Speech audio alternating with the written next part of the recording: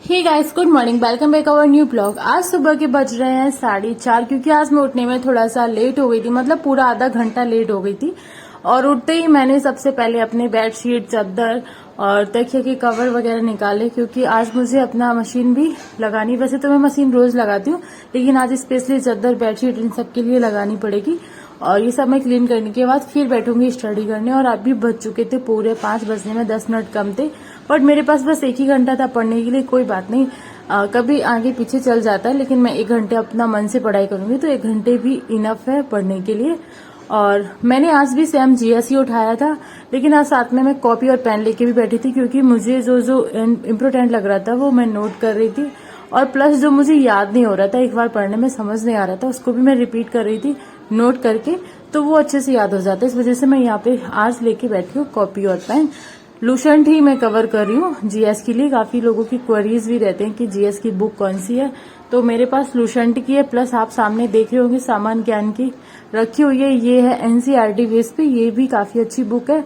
और प्लस मैंने ये क्वेश्चन एंड आंसर की एक बुक ले रखी है, सामान्य ज्ञान की ब्लैक बुक, ये भी बहुत अच्छी है। इसमें जो क्वेश्चन रिपीट होते हैं बार बार वो दिए गए हैं ब्लैक बुक में, तो वो भी बहुत अच्छी है। तो मेरे पास जीएस की 3 बुक हैं फिलहाल, और भी हैं, क्वेश्चन एंड आंसर की हैं और एक अलग से इतिहास की भी है। तो ऐसी बुक्स तो मेरे पास कई हैं क्योंकि हम हस्बैंड वाइफ दोनों ही तैयारी कर रहे हैं, इस वजह से हमारे पास बुक्स का भंडार है।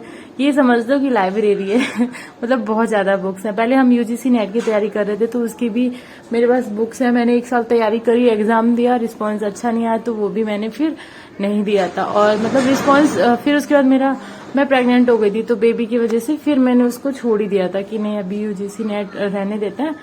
ऐसा टारगेट बना के रखते हैं जिसकी कंटिन्यू हम तैयारी कर सकते हैं और आराम से दे सकते हैं, इसलिए फिर मैंने एसएससी चुना था। और अभी बज चुके थे सुबह के 6:30, मैं गई छत पे और यहाँ का व्यू भी बहुत अच्छा था क्योंकि अभी सूर्योदय होने वाला था और मॉर्निंग की वाइब सुबह सुबह बहुत अच्छी लगती है।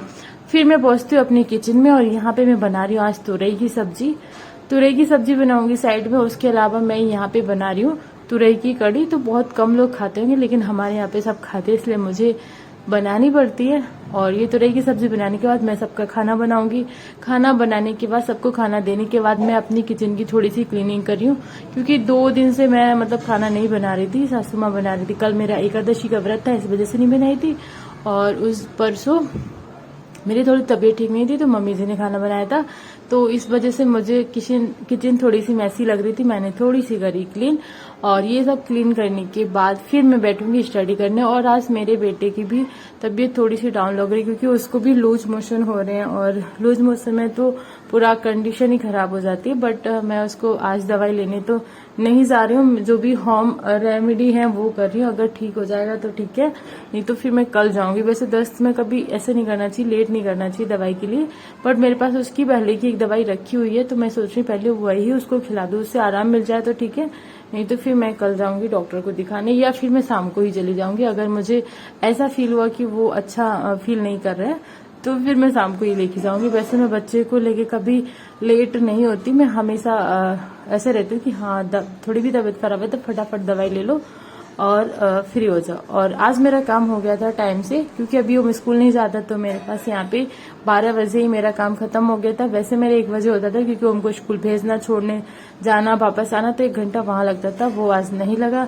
यहाँ पे मैंने क्विक वाइसाइल सर का ऐप ओपन किया और यहाँ से मैं करूंगी मैथ, क्योंकि आज मैंने सुबह मैथ नहीं पढ़ पाया था क्योंकि आज मैं लेट उठी थी और मेरा काम भी लेट हो गया था। और आज काम भी मैंने बहुत ज्यादा एक्स्ट्रा किया। वैसे मुझे काम करने में कभी भी ऐसा नहीं फील नहीं होता कि मेरे पे नहीं होगा, ये नहीं होगा, मैं थक रही हूँ या फिर फैमिली मेंबर से हेल्प करूँ कि तो आज के लिए मोटिवेशन है आप सबके लिए। और सपने हो मंजिल तो रास्ते ना मोड़ना, जो भी हो मन में वह सपने मत तोड़ना, कदम पर कदम मिलेगी मुश्किलें आपको, बस सितारे चुनने के लिए जमीन मत छोड़ना।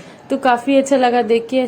सुबह सुबह मोटिवेशन कोई नोट पढ़ने को मिल जाए तो बहुत अच्छा फील होता है। और सर हमेशा ही कोई ना कोई मोटिवेशन नोट दिखाने के बाद ही फिर अपनी मैथ की क्लास स्टार्ट करते हैं। तो मैंने भी यहाँ पे मैथ पढ़ना स्टार्ट कर दिया क्योंकि आज मैं 12:15 से ही बैठ गई थी और मैं आराम से 1 या 1:30 बजे तक पूरा अपना कंप्लीट कर दूंगी क्लास। और उसके बाद पढ़ूंगी इंग्लिश, उसके बाद में पढ़ूंगी जीएस, क्योंकि मेरी इंग्लिश की क्लासेस भी बहुत ज्यादा पीछे चल रही हैं क्योंकि मैंने गैप करा था इस वजह से, इसलिए बैक टू बैक क्लास ले रही हूँ मैं फटाफट। तो यहाँ पे ये हम हैं औरतों का जीवन जो हम लोगों को फॉलो करना ही पड़ता है। कुछ लोग कहते हैं कि क्यों कर रही हो, अलग रह के पढ़ाई करने लगो, बाहर जाके पढ़ाई करने लगो, ऐसे कर लो वैसे कर लो। तो कॉम्प्लीमेंट कोई भी दे सकता है, लेकिन मेहनत वही जानता है जो करता है। मेहनत उसी को दिखती है जो मेहनत खुद करता है, और किसी को नहीं दिखती। क्योंकि कल भी एक कमेंट आया था, बोल रहे थे कि आपको तो बस यूट्यूबर बनना, आपको स्टडी से कोई मतलब नहीं। ठीक है भाई, आपको जो लग रहा है वो अच्छा है, बट आपने मेरा ब्लॉग देखा और अच्छा सा कॉम्प्लीमेंट दिया, उसके लिए मैं थैंक यू कहूंगी। पर फिर भी आपको रिप्लाई ये दूंगी कि भाई मैं स्टडी कर रही हूँ और अपना पूरी मेहनत कर रही हूँ। मतलब पूरा काम खत्म करने के बाद, बच्चे को भी देखने के बाद, फिर मैं इतना सोच पाती हूँ कि मुझे पढ़ना है। वैसे तो लोग सोच भी नहीं पाते। तो मैं पूरा अपना कर रही हूँ। मेरे पास ऐसा टाइम नहीं है कि मैं बाहर जाके तैयारी कर सकूँ, बाहर एकांत में रह के पढ़ सकती हूँ। मेरे पास इतना टाइम अभी है कि मैं कोचिंग जा सकती हूँ, कोचिंग लेके मैं पढ़ाई कर सकती हूँ। घर से भी ससुराल क्योंकि हमेशा सपोर्ट करता है, और घर में भी थोड़ा सा हेल्प जैसे काम की रहती है तो काफ़ी लोग हेल्प करते हैं। और कोई भी ऐसी पाबंदी नहीं है कि आप बाहर जाके नहीं पढ़ सकते। लेकिन मुझे ही ऐसा लगता है कि हमारे हस्बैंड वाइफ और हम और हमारे मम्मी पापा, मतलब हम पूरी फैमिली में 4 या 5 ही लोग हैं, विद होम के 5 लोग हैं। तो सबको मुझे ही देखना है, कोई और नहीं है देखने वाला। हमारी देवरानी जेठानी या फिर मम्मी के लिए खाना बनाने के लिए, पापा को खाना देने के लिए, मतलब कोई और नहीं है। तो सारी चीज़ें मुझे ही करनी है। तो मुझे लगता है कि मैं वो जिम्मेदारी भी साथ में निभाऊं और मैं अपने घर के काम भी करूं और साथ में अपनी पढ़ाई भी करूं। मुझे नहीं लगता कि मैं कहीं इन सब से भाग जाऊं और बस सिर्फ अपने आप पे फोकस करूं। तो ये सारी चीज़ें भी मेरे लिए ज़रूरी है, तो मैं इनको कर रही हूँ। बट हाँ, मैं ये कभी नहीं मानती कि आप अपने आप पर ध्यान में बिल्कुल भी मत दो, आप तैयारी मत करो, आप मेहनत मत करो, बस अपनी फैमिली को पूरा टाइम दो और उनको खुश करने में लगे रहो। तो इससे मैं हमेशा नेगेटिव वे में लेती हूँ कि मतलब खुद पे ध्यान क्यों ना दो। इन सब के साथ भी, घर के साथ भी, फैमिली के साथ भी आप मेहनत कर सकते हैं, आप पढ़ाई कर सकते हैं और आप अपना अच्छा जीवन भी बना सकते हैं। मुझे लगता है कि हाँ, मैं कर सकती हूँ, तो मैं कर रही हूँ। कुछ लोग होते हैं जो सुबह से लेकर शाम तक बस घर के कामों में बिजी रहते हैं, उनकी पूरी लाइफ घर के कामों में निकल जाती, यूँ कह सकते कि किचन में निकल जाती। हाँ, मैं उस टाइप की नहीं हूँ। मैं खुद को इम्प्रूव करना चाहती हूँ, मैं खुद मेहनत करके कुछ करना चाहती हूँ, प्लस मैं अपनी फैमिली को भी बहुत अच्छे से संभाल सकती हूँ। मुझे लगता है कि मैं काबिल हूँ कि मैं सारी चीज़ें करके फिर पढ़ाई कर सकती हूँ, तो मैं कर रही हूँ। उसमें कोई नेगेटिव बोले तो मुझे कोई फर्क नहीं पड़ता, मेरा कोई सपोर्ट करे तो भी मुझे कोई फर्क नहीं पड़ता, और कोई सपोर्ट ना भी करे ना तो भी मुझे कोई फर्क नहीं पड़ता, क्योंकि मैं मेहनत कर रही हूँ और ये मेरी मेहनत मैं ही जानती हूँ। मैं किसी को एक्सप्लेन नहीं कर पाऊंगी, बट मैं कोशिश यही करती हूँ कि मैं अपना पूरा 100% दूँ अपनी पढ़ाई पे, अपना 100% दूँ अपने बच्चे को, क्योंकि हमारे बच्चे का बचपना भी वापस नहीं आएगा, तो वो भी जरूरी है और हमारी पढ़ाई भी जरूरी है।